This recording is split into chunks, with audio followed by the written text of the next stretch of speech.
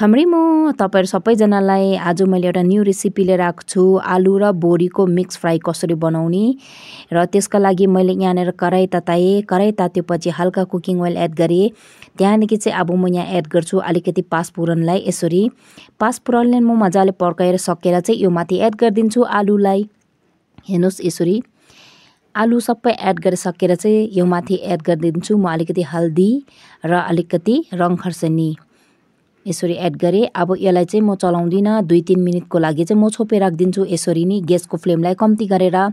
After 3 minutes बादमा चाहिँ अब म यसलाई मजाले मिक्स गरिदिन्छु। यसरी अब यो मिक्स गरिसकेर यो माथि फेरि म एड गर्दैछु बोरीलाई पनि। यसरी अब बोरी मजाले एड गरिसकेर यो माथि एड गरिदिनुस् नुनलाई।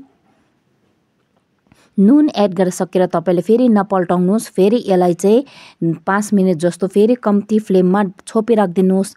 आफ्टर 5 मिनेट्सको बादमा हेर्नुस् त नुन सबै पसेर मजाले यस्तो भइसकेको हुन्छ। अब चाहिँ तपाईले फ्लेमलाई अलिकति हाई गरेर चाहिँ मजाले यसरी भुट्नुस्। हेर्नुस् फेरि यसलाई 2-3 मिनेटको लागि छोपे राख्दिनुस् चलाइसकेर चाहिँ।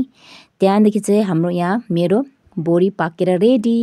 मतलब फ्राई टाइपको यो कम्ती इन्ग्रेडियन्ट्समा केही पनि लगाएको छैन। अलिकति हल्दी र धुलो खर्सानी नुन पाँचफोरन त्यति नै हो। हेर्नुस् अब यो तपाईले रोटी या त मामसँग लिनुस् होला। Thank you. फेरि आउँछु म अर्को